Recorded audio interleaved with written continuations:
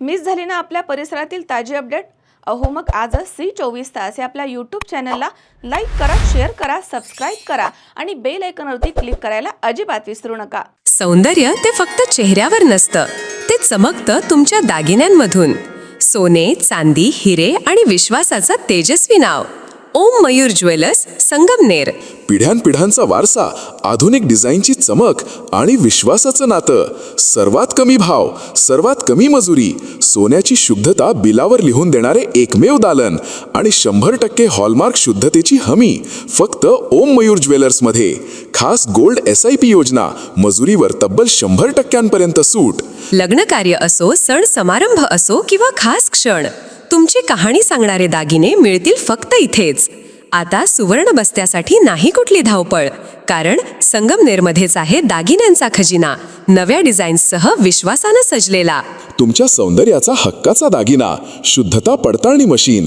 दागिना घेताना फसवणुकीला नाही जागा, कारण तुमच्या विश्वासाची जबाबदारी घेतली आहे ओम मयूर ज्वेलर्स. ओम मयूर ज्वेलर्स म्हणूनच आजच भेट द्या. ओम मयूर ज्वेलर्स, अशोक चौक, संगमनेर. संपर्क 9372 1 2044. ओम मयूर ज्वेलर्स, स्वतंत्र पार्किंग सुविधा. संगमनेर तालुक्याच्या ग्रामीण भागामधील जिल्हा परिषद शाळांची दुरावस्था, खाजगी शिक्षण संस्थांकडनं शिक्षकांवरती होणारा अन्याय तसेच इंग्रजी माध्यमांच्या शाळांमध्ये फी वसुलीच्या नावाखाली पालक आणि विद्यार्थ्यांना दिल्या जाणाऱ्या धमक्या आणि अमानुष वागणुकीबाबत आमदार अमोल खताळ यांनी विधिमंडळाच्या अर्थसंकल्पीय अधिवेशनामध्ये शिक्षण मंत्र्यांचं लक्ष वेधलं. आमदार अमोल खताळ म्हणालेत की ग्रामीण भागामधील जिल्हा परिषद शाळांची अवस्था अत्यंत चिंताजनक झाली आहे. जीर्ण इमारतींमुळे एखादी अनुचित घटना घडण्याची शक्यता नाकारता येत नाही. त्यामुळे अशा शाळांच्या दुरावस्थेकडे शासनानं तातडीनं लक्ष द्यावं अशी मागणी त्यांनी केली आहे. मतदारसंघामधील काही खाजगी शिक्षण संस्थांकडनं शिक्षकांना निवडणूक प्रचारासाठी पाठवलं जात असल्यानं विद्यार्थ्यांचे शैक्षणिक नुकसान होत असल्याचा गंभीर आरोप त्यांनी केला. शिक्षकांना वेठीस धरणाऱ्या संस्था चालकांवरती तात्काळ कठोर कारवाई करावी अशी मागणी त्यांनी सरकारकडे केली आहे. इंग्रजी माध्यमांच्या शाळांमध्ये फी न भरल्यास पालकांवरती दंड आकारणं, विद्यार्थ्यांना वर्गात बसू न देणं किंवा शाळेच्या बसमधनं खाली उतरवणं अशा प्रकारच्या धमक्या देऊन अमानुष आणि बेकायदेशीर वागणूक दिली जाते असंही त्यांनी सभागृहाच्या निदर्शनास आणून दिलं. विद्यार्थ्यांचे शैक्षणिक हक्क आणि मानसिक आरोग्य अबाधित राहण्यासाठी शासनानं स्पष्ट मार्गदर्शन तत्त्व जारी करावीत अशी मागणी करत शिक्षण हा अधिकार आहे, व्यवसाय नाही. राज्य सरकारनं तात्काळ हस्तक्षेप करून विद्यार्थ्यांच्या भवितव्यासाठी ठोस निर्णय घ्यावेत अशी ठोस भूमिका आमदार अमोल खताळ यांनी मांडली आहे. सन्माननीय सदस्य अमोलजी खताळ. धन्यवाद. 25-26च्या पुरवणी मागण्यांवर बोलण्यासाठी मी इथं उभा आहे. शालेय शिक्षण व क्रीडा विभाग, बाब क्रमांक 40, पृष्ठ क्रमांक 28. अध्यक्ष महोदय, माझ्या संगमनेर मतदारसंघामध्ये जिल्हा परिषद असेल त्या शाळांची इमारतींची अतिशय दुरावस्था आहे. मूलभूत सुविधांचा अभाव, वीज, पाणी, स्वच्छतागृह याच्या मोठ्या प्रमाणावर समस्या तिथं आहेत. बऱ्याचशा शाळेमध्ये शाळेला आपल्या वीज बिल न भरल्यामुळं वीज कनेक्शन कट केलं जातं. तर आपल्या माध्यमातून माझी सरकारला विनंती राहील का यापुढे जिल्हा परिषदेच्या शाळांवरती सोलरची यंत्रणा कार्यान्वित करावी. तसेच बऱ्याचशा ज्या शाळा आहेत या शाळांची पावसाळ्यामध्ये गळतात. तसेच काही निकृष्ट कामं झाल्यामुळं एक सावंतवाडीची शाळा आहे, तर तिथं मी स्वतः पाहणी केली होती. तर त्यावेळेस तिथं असं सांगण्यात आलं का त्या इमारतीचा अजून कार्यकाळ पूर्ण झालेला नाही, त्यामुळं ती पाडता येणार नाही. परंतु ते काम अतिशय निकृष्ट झाल्यामुळं तिथं उद्या लहान लहान मुलं शिकतात. तर अशा प्रसंगी एखादा वेगळ्या विशेष बाब अंतर्गत ती शाळा पाडली पाहिजे, तिचं निर्लक्षण केलं पाहिजे असं मला वाटतं. ग्रामीण भागामध्ये दर्जेदार शिक्षण मिळालं पाहिजे, त्यासाठी निश्चितच आपलं शासन प्रयत्न करतंय. परंतु एक खंतव्य आहे का बऱ्याचशा शिक्षकांना निवडणुका आल्यानंतर काही संस्था चालक आहेत. माझ्या संगमनेर मतदारसंघामध्ये तशीच परिस्थिती आहे. बिचारे शिक्षक लोक विठीला धरले जातात. त्यांना निवडणुका आल्यानंतर पूर्ण वेळ तिथं कामाला जुंपलं जातं. शिक्षण मंत्री महोदय, माझी आपल्याला विनंती राहील का ज्या पद्धतीने काही संस्था चालक शिक्षकांना विठीस धरतात तर त्या संस्थेवरती आपण ही कारवाई केली पाहिजे. शिक्षकांना प्रचारासाठी दिवस रात्र सोडून इकडे विद्यार्थ्यांना वाऱ्यावर सोडलं जातं. लहान लहान मुलांना सुद्धा तिथं आता समजायला लागलंय का आज जर आपले 2 दिवस शिक्षक आले नाही तर तेच समजून घेता का आता निश्चित कुठली तरी निवडणूक लागली आणि कुठेतरी ते प्रचारला गेले आहेत. अध्यक्ष महोदय, महाराष्ट्र राज्यातील काही इंग्रजी माध्यमांच्या शाळेमध्ये फी न भरल्यामुळे पालकांकडून विविध प्रकारचे दंड आकारण्याचा प्रकार सध्या सर्रास सुरू झाला आहे. त्यामुळे लहान मुलांना शाळेत बसून दिलं जात नाही, स्कूल बसमधून उतरून दिलं जातं. तर अशा शाळांवर सुद्धा कारवाई होणं अपेक्षित आहे.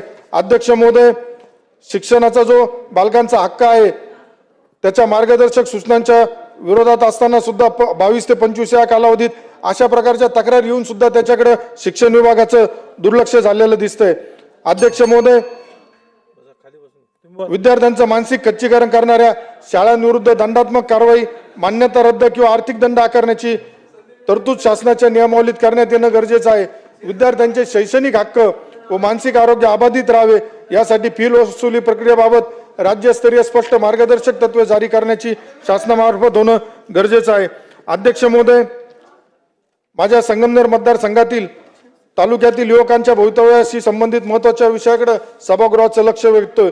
ग्रामीण भागातील युवकांमध्ये प्रचंड क्षमता, ऊर्जा आणि क्रीडा गुण आहे, परंतु योग्य मार्गदर्शन, प्रशिक्षण, पायाभूत सुविधा नसल्यामुळे त्यांना पुढे येण्याची संधी मिळत नाही. अध्यक्ष महोदय, संगमनेर तालुक्यात अनेक गावांमध्ये खेळाची मैदानं नाहीत. उपलब्ध मैदान अतिक्रमणामुळे देखभालाअभावी वापरण्यायोग्य राहिलेली नाहीत. क्रीडा संकुले, व्यायामशाळा, धावपट्टी, इंडोर हॉल याचा अभाव असल्याने युवकांना शहराकडे जावं लागतं.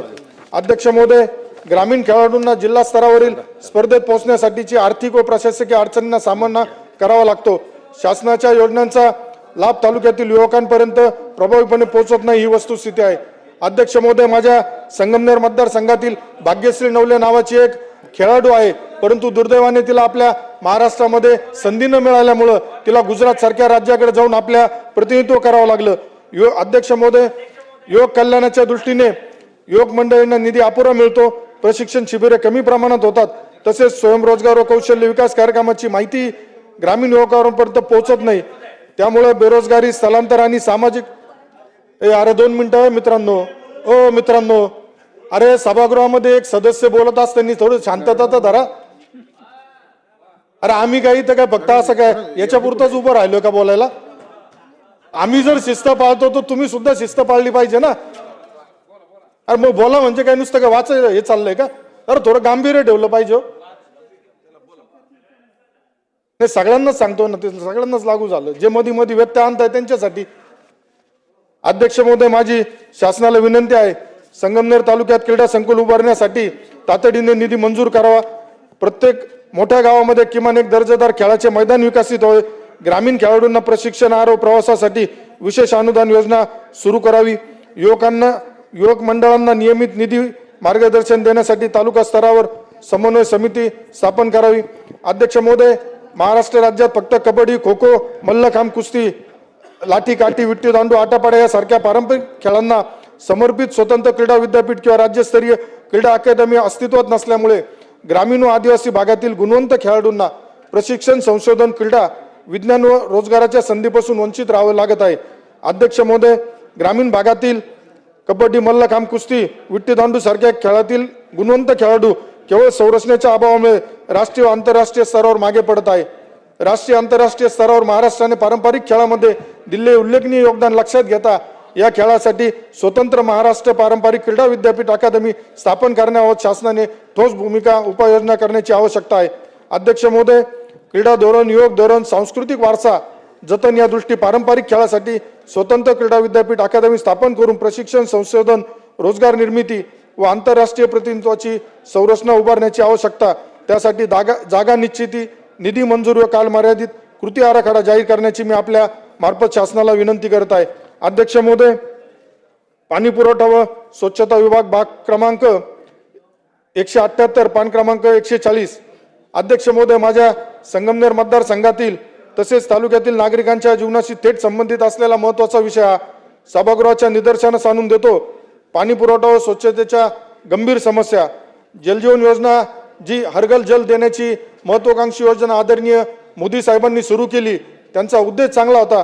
परंतु माझ्या संगमनेर तालुक्यामध्ये अशी विदारक परिस्थिती झाली का काही राजकीय ठेकेदारांनी ठराविक प्रत्येक कामं स्वतः घेतलेत. त्यामध्ये एक उदाहरण आपल्याला मी असं देईल का गुलेवाडी म्हणून एक जे गाव आहे, तिथं ज्यावेळेस त्या योजनेला मंजुरी मिळाली त्यावेळेस ती 81 कोटी रुपयाची योजना होती आणि कालांतराने ती 125 कोटी रुपयाची योजना झाली.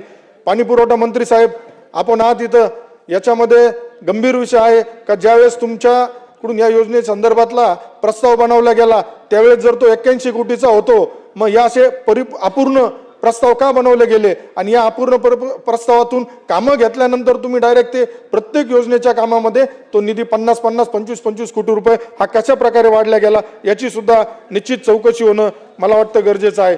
अध्यक्ष महोदय, संगमनेर मतदारसंघातील काही ठराविक गावांचे मी सांगतो.